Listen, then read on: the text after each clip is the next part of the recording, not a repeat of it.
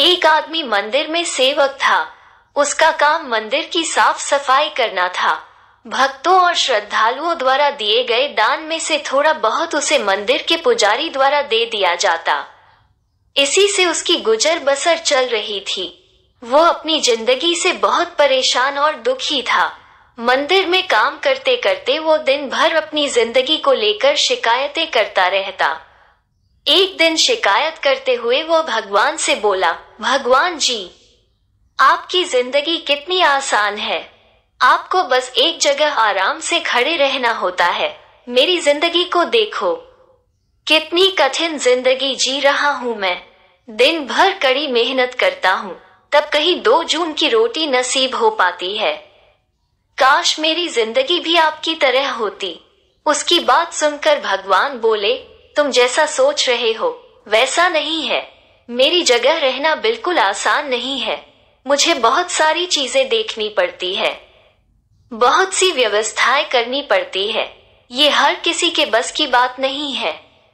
भगवान जी, कैसी बात कर रहे हैं आप? आपका काम आसान ही तो है। आपकी तरह तो मैं भी दिन भर खड़े रह सकता हूँ। इसमें कौन सी बड़ी बात है? मंदिर का सेवक बोला, तुम नहीं कर पाओगे। इस काम में बहुत धैर्य की आवश्यकता पड़ती है। भगवान बोले, मैं जरूर कर पाऊंगा। आप मुझे एक दिन अपनी जिंदगी जीने दीजिए। आप जैसा बताएंगे मैं वैसा ही करूंगा। मंदिर का सेवक जिद करने लगा। उसकी जिद के आगे भगवान मान गए और बोले, ठीक है, आज पूरा दिन तुम मेरी जिंदगी जियो। मैं तुम्हारी जिंदगी जीता हूँ, लेकिन मेरी जिंदगी जीने के लिए तुम्हें कुछ शर्तें माननी होगी। मैं हर शर्त मानने को तैयार हूँ भगवान जी।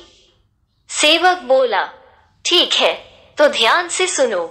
मंदिर में दिन भर बहुत से लोग आएंगे और तुमसे बहुत कुछ कहेंगे। कुछ तुम्हें अच्छा बोलेंगे तो कुछ बुरा। तुम्हें हर किसी की बात चुपचाप एक जगह मूर्ति की तरह खड़े रहकर धैर्य के साथ सुननी है और उन पर कोई प्रतिक्रिया नहीं देनी है। सेवक मान गया। भगवान और उसने अपनी जिंदगी एक दिन के लिए आपस में बदल ली। सेवक भगवान की जगह मूर्ति बनकर खड़ा हो गया। भगवान मंदिर की साफ सफाई का काम निपटाकर वहां से चले गए। कुछ समय बीतने के बाद मंदिर में एक धनी व्यापारी आया। भगवान से प्रार्थना करते हुए वो बोला, भगवान जी, मैं एक नई फैक्ट्री डाल रहा हूँ। मुझे आशीर्वाद दीजिए कि यह फैक्ट्री अच्छी तरह चले और मैं इससे अच्छा मुनाफा कमाऊं। प्रार्थना करने के बाद वो प्रणाम करने के लिए नीचे झुका तो उसका बटुआ गिर गया। जब वो वहां से जाने लगा तो भगवान की जगह खड़े मंदिर के सेवक का मन हुआ कि उसे बता दे कि उसका बटुआ गिर गया है, लेकिन शर्त अनुसार उसे चुप रहना था। इसलिए वो कुछ नहीं बोला और खामोश खड़ा रहा। इसके तुरंत बाद एक गरीब आदमी वहां आया और वो भगवान से बोला, भगवान जी, बहुत गरीबी में जीवन काट रहा हूँ। परिवार का पेट पालना है, माँ की दवाई की व्यवस्था करनी है। समझ नहीं पा रहा हूँ कि इतना सब कैसे करूँ। आज देखो, मेरे पास बस 1 रुपया है। इससे मैं क्या कर पाऊंगा? आप ही कुछ चमत्कार करो और मेरे लिए धन की व्यवस्था कर दो। प्रार्थना करने का बाद जैसे ही वो जाने को हुआ, उसे नीचे गिरा व्यापारी का बटुआ दिखाई दिया। उसने बटुआ उठा लिया और भगवान को धन्यवाद देते हुए बोला, भगवान जी, आप धन्य हैं। आपने मेरी प्रार्थना इतनी जल्दी सुन ली। इन पैसों से मेरा परिवार कुछ दिन भोजन कर सकता है। माँ की दवाई की भी व्यवस्था हो जाएगी। भगवान को धन्यवाद देकर वो वहां से जाने लगा। तब भगवान बने मंदिर के सेवक का मन हुआ कि उसे बता दे कि वो बटुआ तो व्यापारी का है, उसे मैंने नहीं दिया है। वो जो कर रहा है वो चोरी है, लेकिन वो चुप रहने के लिए विवश था, इसलिए मन मारकर चुपचाप खड़ा रहा।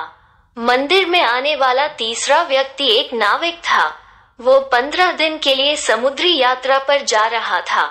भगवान से उसने प्रार्थना की कि उसकी यात्रा सुरक्षित रहे और वो सकुशल वापस आ सके। वो प्रार्थना कर ही रहा था कि धनी व्यापारी वहां आ गया। वो अपने साथ पुलिस भी लेकर आया था। नाविक को देखकर वो पुलिस से बोला, मेरे बाद ये मंदिर में आया है, जरूर इसने ही मेरा बटुआ चुराया होगा, आप इसे गिरफ्तार कर लीजिए। पुलिस नाविक को पकड़कर ले जाने लगी। भगवान बने आदमी को अपने सामने होता हुआ ये अन्याय सहन नहीं हुआ। शर्त अनुसार उसे चुप रहना था, लेकिन उसे लगा कि बहुत गलत हो चुका है। यदि अब मैं चुप रहा तो एक बेकसूर आदमी को व्यर्थ में ही सजा भुगतनी पड़ेगी। उसने अपनी चुप्पी तोड़ते हुए कहा, आप गलत व्यक्ति को पकड़ कर ले जा रहे हैं। ये बटुआ इस नाविक ने नहीं, बल्कि इसके पहले आए गरीब व्यक्ति ने चुराया है। मैं भगवान हूँ और मैंने सब देखा है। पुलिस भगवान की बात कैसे नहीं मानती? उनकी बात मानकर उन्होंने नाविक को छोड़ दिया और उस गरीब आदमी को पकड़ लिया जिसने बटुआ लिया था। शाम को जब भगवान वापस आए तो मंदिर के सेवक ने पूरे दिन का वृतांत सुनाते हुए उन्हें गर्व के साथ बताया कि आज मैंने एक व्यक्ति के साथ अन्याय होने से रोका है। देखिए, आपकी जिंदगी जीकर आज मैंने कितना अच्छा काम किया है। उसकी बात सुनकर भगवान बोले, ये तुमने क्या किया? मैंने तुमसे कहा था कि चुपचाप मूर्ति बनकर खड़े रहना, लेकिन वैसा न कर तुमने मेरी पूरी योजना पर पानी फेर दिया। उस धनी व्यापारी ने बुरे कर्मों द्वारा इतना धन कमाया है, यदि उसमें से कुछ पैसे गरीब आदमी को मिल जाते तो उसका भला हो जाता और व्यापारी के पाप भी कुछ कम हो जाते। जिस नाविक को तुमने समुद्री यात्रा पर भेज दिया है, अब वह जीवित वापस नहीं आ पाएगा। समुद्र में बहुत बड़ा तूफान आने वाला है। यदि वो कुछ दिन जेल में रहता तो कम से कम बच जाता। सेवक को ये सुनकर एहसास हुआ कि वह तो बस वही देख पा रहा था जो आंखों के सामने हो रहा था। उन सबके पीछे की वास्तविकता को वो देख ही नहीं पा रहा था। जबकि भगवान जीवन के हर पहलू पर विचार अपनी योजना बनाते हैं और लोगों के जीवन को चलाते हैं। सीख, हम सब भी भगवान की योजनाओं को समझ नहीं पाते। जब हमारे साथ कुछ गलत हो रहा होता है या हमारे हिसाब से कुछ नहीं हो रहा होता है, तो अपना धैर्य खोकर हम भगवान को दोष देने लगते हैं। हम ये समझ नहीं पाते कि इन सब के पीछे भगवान की कोई न कोई योजना छुपी हुई होती है। ऐसे समय में हमें भगवान पर विश्वास रखकर धैर्य धारण करने की आवश्यकता है, इसलिए चिंता न करें। यदि आपकी मर्जी से कुछ नहीं हो रहा तो इसका अर्थ है कि वो भगवान की मर्जी से हो रहा है, और भले ही देर से ही सही, भगवान की मर्जी से सब अच्छा ही होता है।